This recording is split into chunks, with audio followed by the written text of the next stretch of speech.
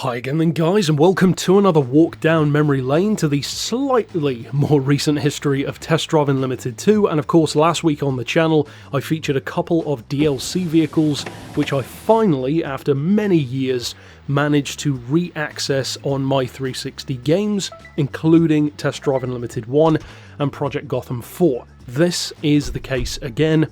And unfortunately, and this really does seem to be Murphy's Law when it comes to me, the vehicles that I tend to want the most in the game, the Cadillac 16 in Test Drive Unlimited 1, and in Test Drive 2, the motorcycles, the Harley, the Ducati Diaval, the Ducati Desmo, I cannot access them. For some weird reason, that single DLC is the only one that will not re-download into the game for some reason. It says it's done, but then it's not actually in the game. The dealership is still not on the map, so I'm not sure what's going on there. It's unfortunate, but at least I've still got the other vehicles back. And of course, that's better than nothing. Now this particular vehicle is a pretty good one to get back because it is of course the most OP vehicle by far in the game, and I believe this might actually be the fastest car in either of the Test Drive Unlimited games.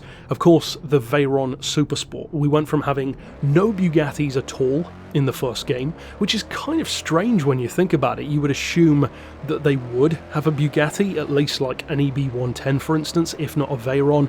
But of course we had the Adonis, which is close enough and far more obscure, but in this game they went the complete opposite extreme, and there's like 4 or 5 different ones. There's the Veyron, the Grand Sport, the Pur Sang, the Sang Noir, the Super Sport. There's loads of different variations, and a couple of those were DLC. Now this one, for those who are unfamiliar with it, maybe you didn't get the DLC or played the game years later for instance, this originally was a pre-order car. Now I'm not sure if that was just in the States or if that was worldwide, but I did not pre-order the game. I don't recall the car not being in there, but apparently it wasn't. Thankfully though, they later on made the car available as DLC, and that is exactly what this one is. Now it's one of the most expensive, if not the most expensive car in the game, which is interesting because in the first game most of the most expensive vehicles are classics. The Aston Zagato, the Ferrari 250 GTO, 3 million, 5 million. In this game, this one I believe is the most expensive car at $2.2 million.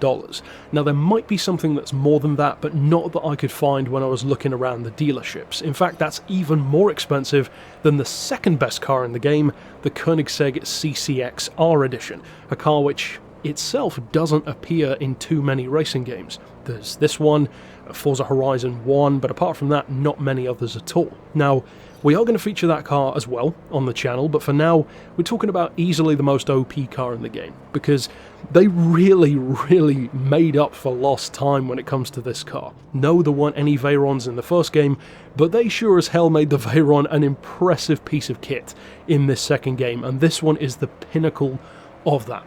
This is by far the most OP vehicle in the game, even compared to the Koenigsegg. The 0 to 60 is interestingly the same as all of the other Veyrons, which is 2.4 seconds, but of course the power is way higher, as is the torque. The weight, I believe, is slightly less on the Supersport, and of course the top speed is the biggest difference. 270 miles an hour stock, and yes, you can upgrade it. And this is an insanely quick car when you do so. Now I don't recall exactly how quick you can make this one, but I did used to have it back in the day with all of the upgrades, probably on a different profile back then, but it was something like a 290, maybe even 300 mile an hour car, which, nothing else really comes close to that in the game, the Koenigsegg being the closest thing to it. So the performance is incredible, but here's the interesting thing. The single biggest reason why the Veyron Supersport was so OP actually has nothing to do with the acceleration or even the top speed. Ironically, it's the handling. And it's pretty much the only game I've ever played to give the Veyron an advantage in handling. Forza certainly doesn't, Gran Turismo definitely doesn't. Most games portray the Veyron as being essentially what it is, a very heavy, somewhat cumbersome car that isn't so much designed to break lap records, it's more designed to be a continent-crushing missile which can borderline make the Earth rotate the other way.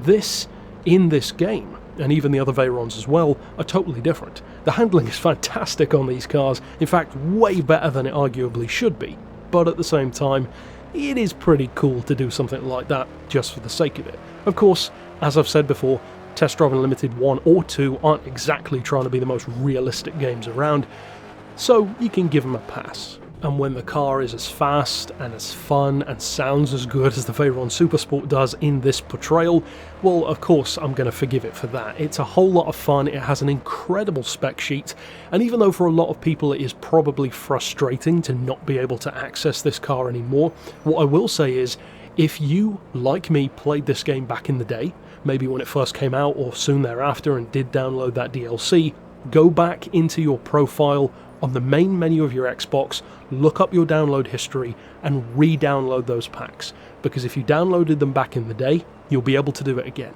and I suspect you can do a similar thing on the PC and probably the PlayStation as well, so give that a look, it's definitely worth a try. Now, if you can't get this car back, it's not the end of the world, because you still have the Koenigsegg, and the Koenigsegg CCXR is an absolute beast as well. Likewise, even without tuning, you don't need to upgrade the Koenigsegg to beat most of the other cars in the game, and it's funny because if either of these cars, the Koenigsegg or the Bugatti, were in the first game, they would have been the best thing around. I mean, of course the Veyron would, but even the Koenigsegg is just naturally faster than anything else in the first game, and even though you could tune those up, well, you can tune the Koenigsegg as well, so it still ends up being faster.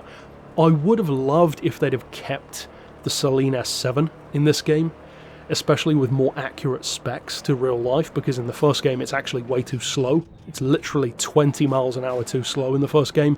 So in this game, a Saleen S7 twin turbo would actually be pretty awesome to go up against the Koenigsegg and the Bugatti, but we don't have that option, and this essentially takes the place of something like that car, or more accurately, the Koenigsegg CCR. Overall though, it was very cool to have the Veyron Supersport in this game, again in a funny, similar kind of way to the Koenigsegg. Around this kind of time period in gaming is when you would see the Veyron Supersport pop up in Forza, in Test Drive Unlimited, and maybe a couple of other games as well, probably a Need for Speed or something that I'm not thinking of. But it's weird because these vehicles tend to show up less and less over time, and I find that interesting because the vehicles haven't gotten any worse, they're still great. And yet, for instance, Gran Turismo, they just have the normal Veyron, Forza now has more of a focus on stuff like the Chiron, and the Veyron is in there, but it doesn't feel as special anymore, so I do find it interesting that certain cars kind of get almost forgotten, despite being basically the best thing around, and this one certainly was.